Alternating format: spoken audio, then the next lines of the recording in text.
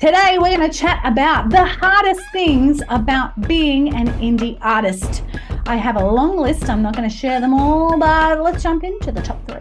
Okay, the number one hardest thing about being an indie artist. I'm an indie artist myself, and I talk with indie artists all the time, and the feedback from them is DIY. That's right, having to do it on our own. The amount of jobs that are required to actually have a successful career is huge. I think it's possibly 20 or 30 full-time roles that are needed to be able to have a successful full-time music career. And yet it's just you and me trying to do it on our lonesome. That is so tiring and overwhelming because we're constantly stepping into areas that we don't know how to do, that's not our skill set, that's draining or tiring.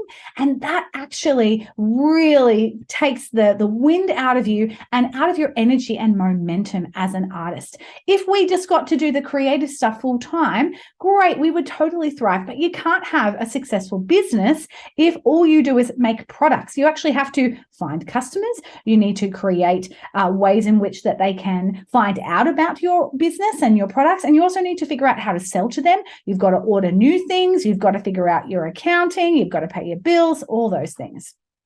So the hardest thing I think about being an indie artist is this whole thing of doing it yourself. And it's the same for running a small business. Just because you're good at something, it doesn't mean you're going to be good at running a business. They're very different things. We're going to talk about that in another video.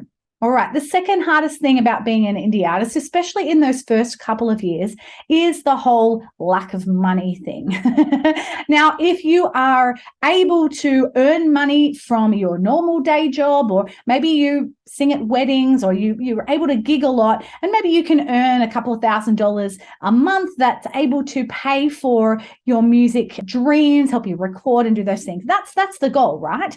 But at the beginning, the majority of the money that we're going to be putting into our music career is going to be our hard-earned dollars, our savings, money that maybe you'd put into a house deposit or a family holiday, or in upgrading your kitchen or buying a new car. But instead, we funnel that into recording and graphic design, paying a producer, doing PR, marketing, doing a music video, $5,000, $10,000, $15,000, $20,000. And you know what? That's great. We do it because we love it. But there's no guarantee that we're going to make any of that money back.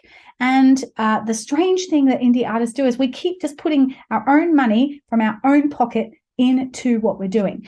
And you know what? If we're not earning any money, it's a really tough job to keep going. Now, especially in those first couple of years of running a business, cash flow is a really big deal, especially if you don't have anything to sell because you're just focusing on singles. It could be really tough to find the money to keep doing what you're doing.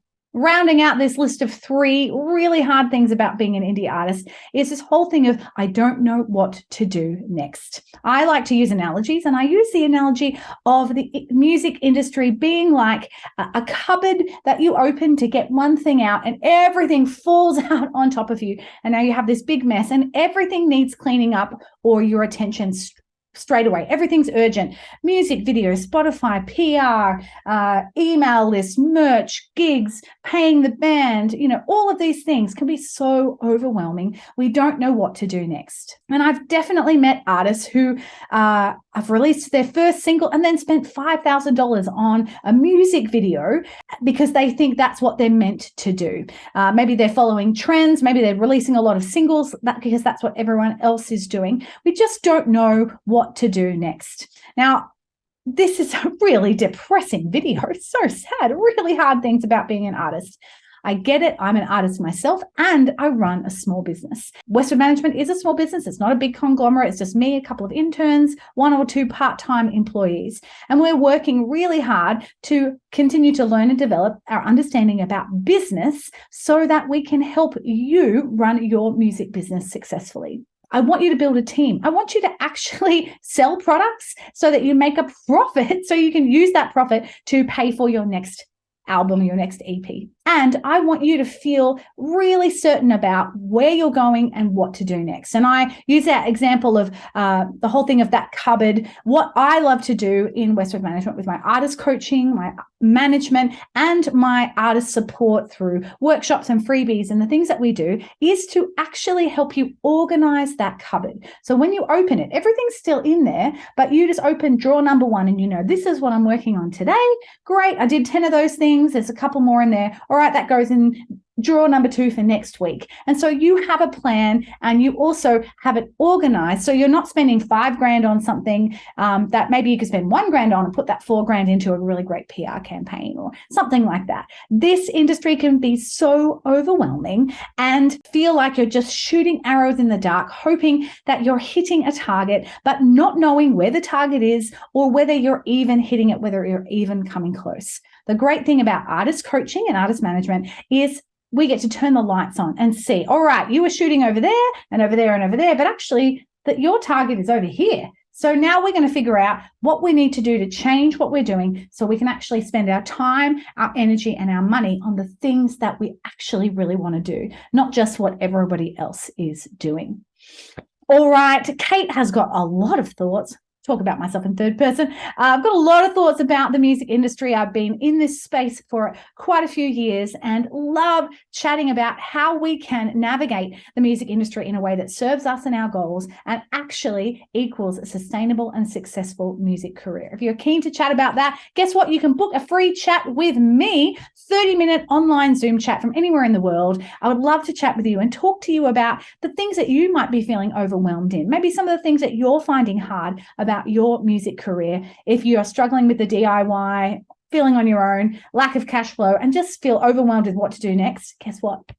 I'd love to chat with you. Book your free chat using the link below, and let's get discussing and getting to know one another. That's what this industry is all about. Okay, thanks for joining me in this video. If you loved it, why don't you subscribe so that you can get more great content from me and Westwood Management. Again, here at Westwood Management, we want to show you the good news that you and other indie artists can have a successful indie music career, that there's room at the table for you. And the best way to do that is through doing it with others. #DWO. Can't wait to be part of your team. Make sure you engage with me, and I'll catch you soon.